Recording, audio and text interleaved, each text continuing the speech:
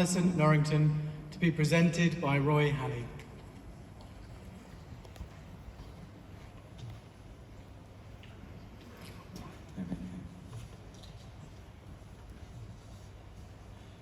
Chancellor, Vice-Chancellor, distinguished guests, ladies and gentlemen, Alison Norrington for the award of Honorary Degree of Doctor of Arts.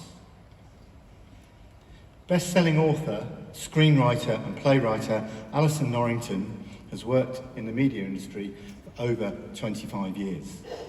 Her work showcases a range of exceptional experience, from working with international companies, Coca-Cola and Walt Disney Imagineering, to publishing a 3-book series, writing theatre plays, A Fish and a Bonsai and Pistols at Dawn, both performed at the Queen's Theatre. She wrote, produced and directed the YouTube web series, The Lowdown, and most recently sold her 4th novel, The Man in Manhattan, writing it as a film for Netflix.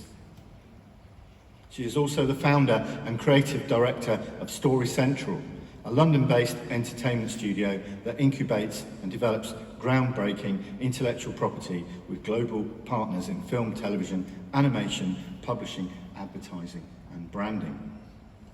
Born and raised in Essex, Alison's extraordinary career began at Ford Motor Company's design studio, before publishing 3 best-selling novels, Class Act, Look Before You Leap and Free of a Kind. Throughout her career, Alison's passion for writing stemmed from telling her own stories, writing characters she knows and loves. Further utilising her experience as a writer, Alison is a development executive and writer on the Finnish animation series Studio Killers. And she most recently produced the London and Berlin chapters of the global Xbox game Sea of Thieves, an alternate reality game, The Quest for the Golden Bananas. Alongside her impressive credits, Alison is a member of the National Academy of Television Arts and Sciences of Television, is a BAFTA guru, a judge for Cannes Young Lions, and a member of the Themed Entertainment Association. Keen to be close to the Irish side of her family and to raise her 2 sons, Alison moved to Ireland for 12 years, where she worked for the Irish Arts Council, coordinating events across music, film, exhibition and installation, collaborating closely with Irish artists. Fast forward to the present day, Alison is currently a visiting fellow here at Solent University and has been working closely with the media production programme team to support their teaching, research and practice. With a Master's in Creative Writing and New Media, Alison has collaborated with Dr. Roy Hannay and brokered a partnership to develop an interactive platform for creatives to design and develop and produce interactive video, an outcome that has been made possible by Alison's continued enthusiasm and dedication to the media programme here at Solent University. In recognition of her inspiring contribution as a writer and media educator, I conclude this citation by asking for the conferment of the award of Honorary Doctor of Arts on Alison Norrington.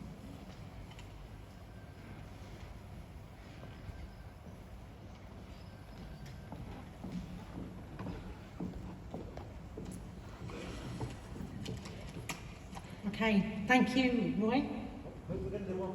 Oh, are we? Okay. Okay, I knew I'd do it wrong. This is the big bit. Okay, I didn't know. What do we do? This is the bit when I say, Okay. by the authority vested with me as Chancellor of the University, I admit you to the honorary degree of Doctor of Arts. Congratulations.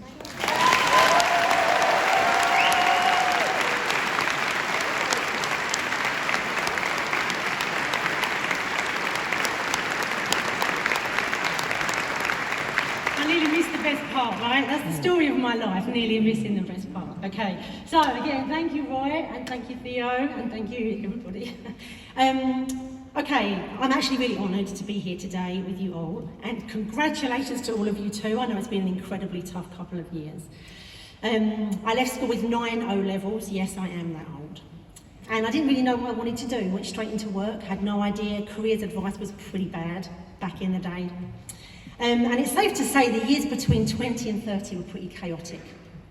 So brace yourself for that. It was pretty much a roller coaster, loads of brilliant highs and pretty bad lows. I became a mum at 27, and as I approached my 30th birthday, I already had 2 amazing little boys. And I decided to try and turn it all into a book based on a birthday card that I got from my brother. Fast-tracked 4 years, and I'd written 3 best-selling novels, 3 plays, and over 40 articles for newspapers and magazines. I was 34, I'd never had any writer's training, just been brought up on books and great movies. So I was coming to the end of this 3-book deal that I had, and I wanted to progress my writing, because I'd never had any training, I was just reading great books.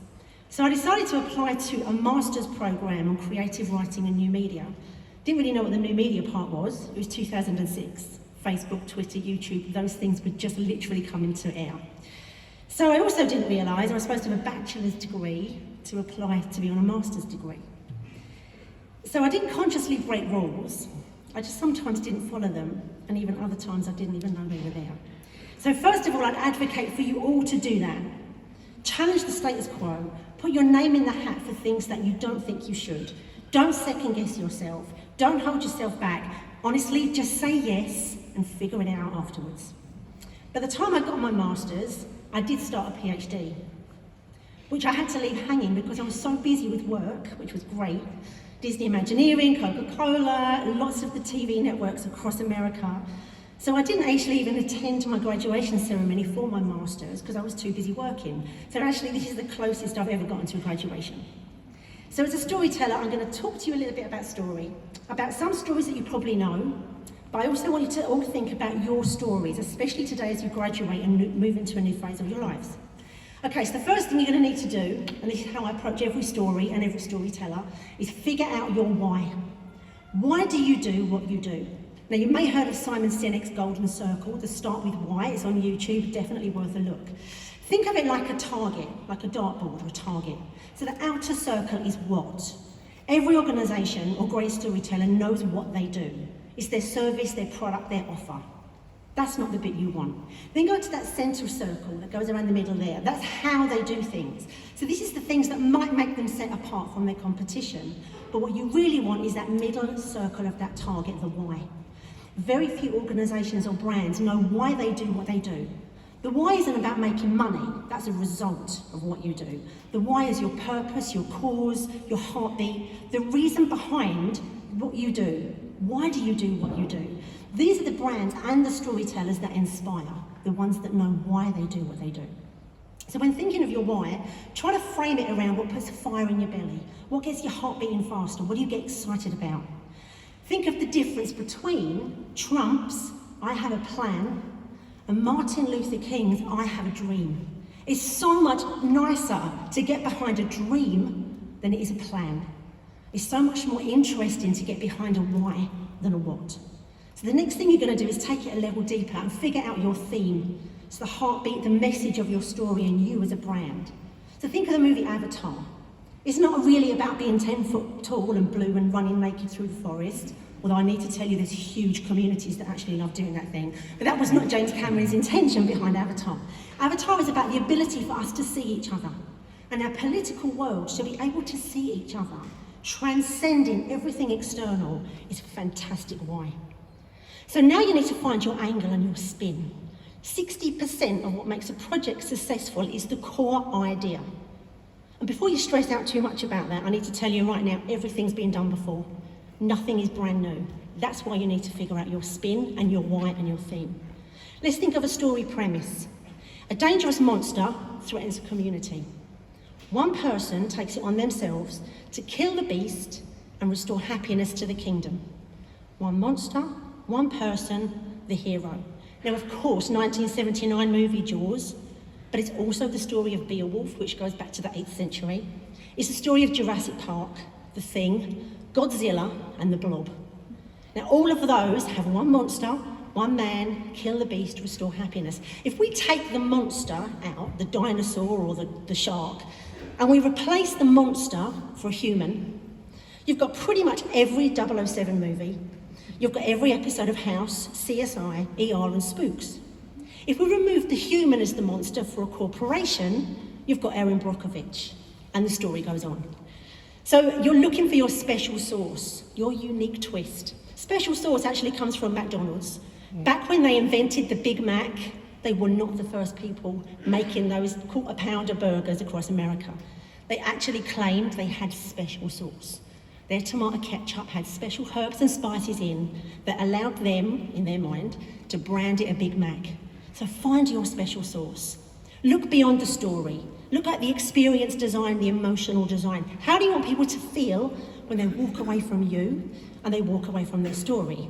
As a storyteller, it's all we have, the power of our words, and it's in the DNA of us as humans to tell great stories.